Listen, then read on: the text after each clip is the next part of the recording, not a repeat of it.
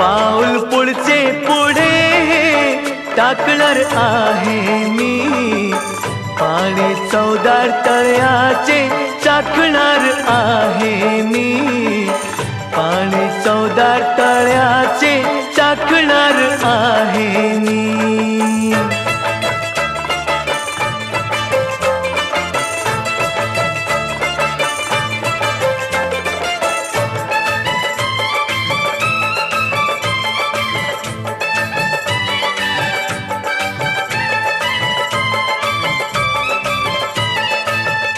पाणी निसर्गाची हो देणगी,